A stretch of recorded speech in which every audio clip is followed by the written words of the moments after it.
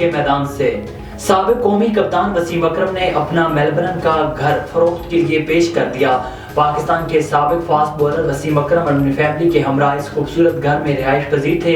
Australia میں وسیم اور Shaniera کا یہ پر آسائش گھر 9 برس تک ان کی مالکیت رہا ہے۔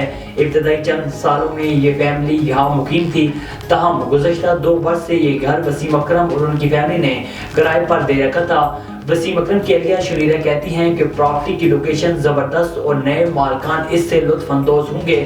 ہم خوش قسمت رہے کہ ہمیں آس پاس زبردست کمیونٹی میسر آئی، اسکول بھی بہترین ہے۔ اس گھر کی قیمت $1.9 ملین کے لگ بھگ رہنے کی توقع ہے۔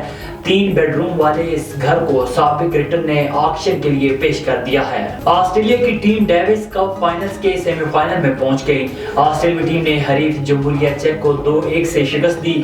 مارٹن کاربینا ایرینا ملائکا اسپین میں کھیلے گئے ڈیوس کپ فائنلز کے کوارٹر فائنل میچ میں جمہوریہ چیک کے ٹامس میکاک نے شاندار کارکردگی کا مظاہرہ کرتے ہوئے آسٹریلوی حریف کھلاڑی جارڈن تھامس کو مین سنگل مقابلے میں سٹریٹ سیٹس میں 6-4 اور 7-5 سے شکست دے کر اپنی ٹیم کو آسٹریلیا کے خلاف 1-0 کی برتری دلائی، جس کو آسٹریلیا کے ایلکس ڈی مینور نے دوسرے مین سنگل مقابلے میں جمہوریہ چیک کے حریف کھلاڑی جیری لیکا کو 6-4 7-6 7-2 7-5 سے مات دے کر مقابلہ 1-1 سے برابر کر دیا۔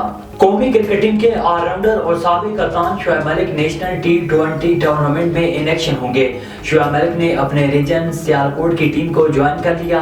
سابق کپتان سیالکوٹ کی ٹیم کی کپتانی کریں گے، بلے باز پریکٹس میچ میں بھی کھیلیں گے۔ اس سے قبل قومی کرکٹ ٹیم کے آل راؤنڈر شعیب ملک نے پاکستان کے لیے T20 ورلڈ کپ 2024 میں اپنی دستیابی ظاہر کی تھی۔